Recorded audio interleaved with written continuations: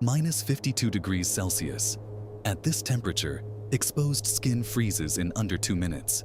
Gasoline turns to jelly, and every breath burns the lungs with air so cold it crystallizes before it leaves your lips. This is Yakutia, the coldest permanently inhabited place on Earth.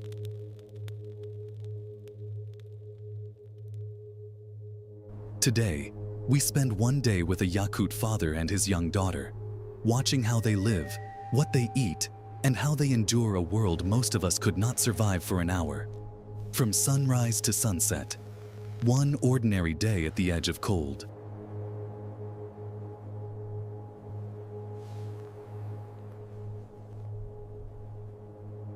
The smoke never stops. These chimneys work around the clock, because in Yakutia, if the fire dies, the house dies with it.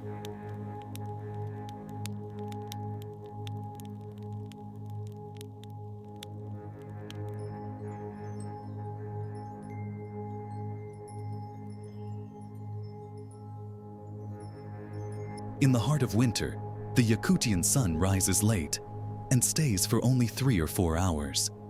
When it finally appears, it barely clears the horizon. But its light transforms this frozen world, if only for a moment, into something almost beautiful enough to forget the cold.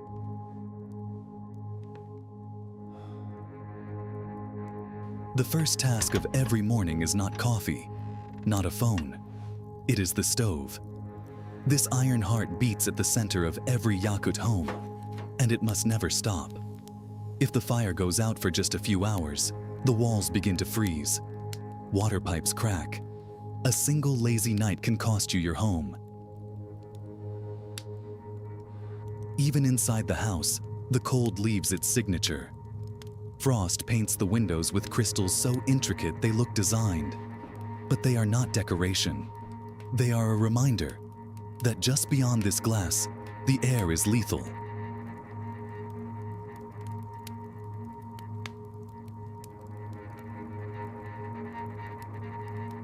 Breakfast in Yakutia is fuel, not pleasure.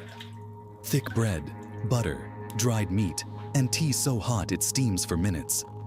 The water itself comes from a block of river ice, slowly melting by the stove all day. There are no taps here. No pipes survive the permafrost. Just ice, fire, and patience.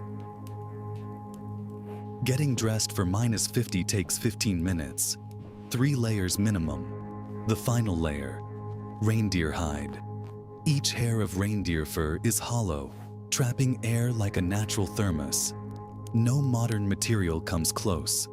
And one critical rule: no metal touches skin. At this temperature, metal freezes to flesh instantly and tears it away. The first breath outside is a shock. The air is so cold it burns the nostrils and throat. Locals breathe through scarves to warm the air before it reaches the lungs. And the snow, it does not behave like snow. It is dry as sand, impossible to pack, and it screams under your boots like broken glass. Cars in Yakutia run 24 hours a day, sometimes for weeks without stopping. If you turn off the engine at minus 50, the oil thickens to clay. The battery dies. Restarting requires blowtorches, boiling water, and 3 neighbors. So the engine stays on, always. The hood stays wrapped in a thermal blanket, like a patient in intensive care. Yakutia covers more than 3 million square kilometers, larger than Argentina. Most of it is taiga, endless larch forest growing on permafrost, ground frozen solid to a depth of 300 meters. In winter, when the air fills with ice crystals, the sun creates something extraordinary: diamond dust. Millions of tiny frozen prisms turn the sky into a kaleidoscope of light. In many Yakutian villages, there are no water pipes. The permafrost destroys them. So water comes the way it has for centuries, cut from the river. The journey takes an hour by sled, pulled by a horse that seems almost mythical in its endurance. The Yakutian horse is one of the most remarkable animals on Earth. It lives outdoors all year, even at -60. Its winter coat grows 15 centimeters thick.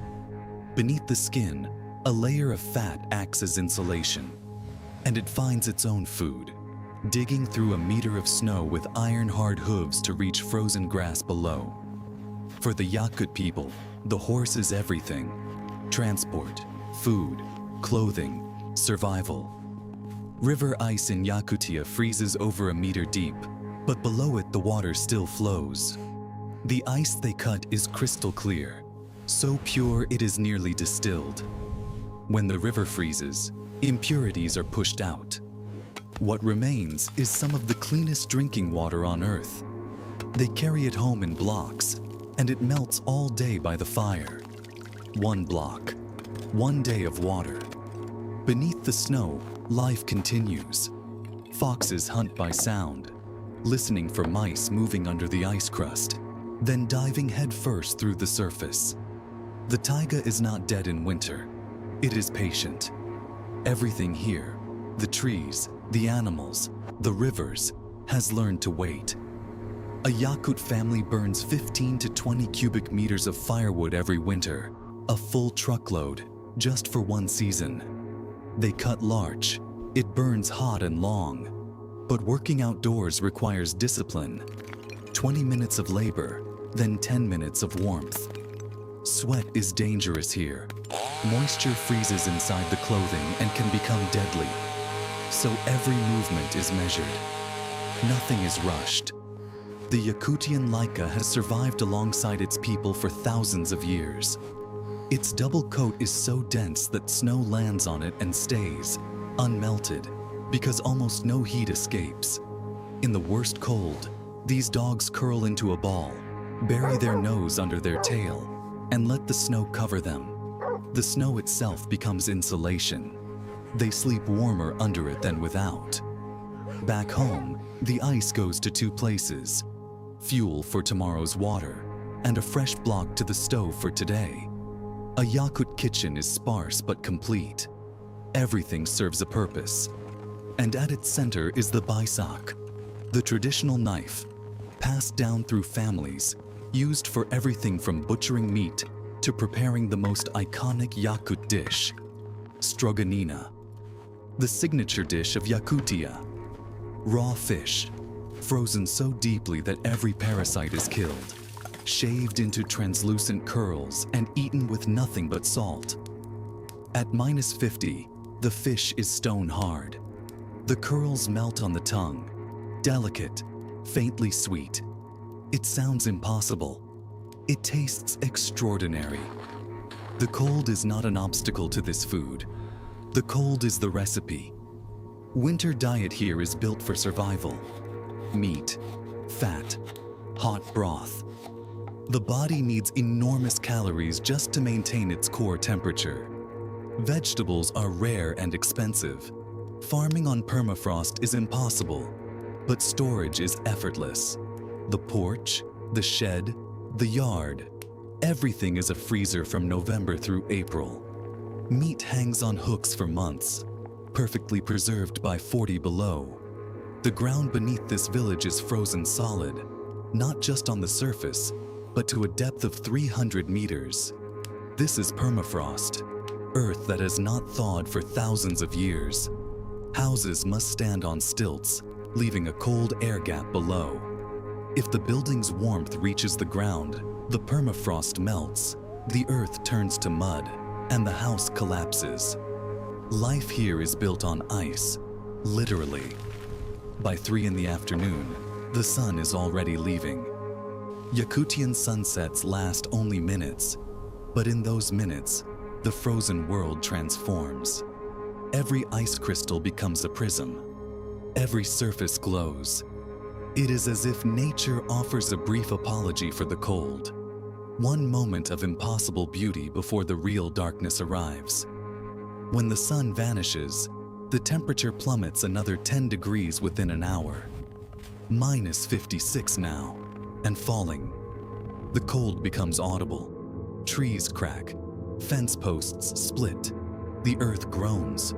The Yakut people say, when the frost speaks, you listen, and you go inside. Evening chores happen at a run. Firewood in, ice in. The car checked. The dog settles itself. It needs no shelter. Everything is battened down before full darkness falls. There is no lingering outside at -56. Out here, the cold does not wait. As darkness falls, the animals adapt. Horses press together, sharing body heat like a single organism. An owl begins its hunt, one of the few predators active in these temperatures. And above it all, the sky opens up.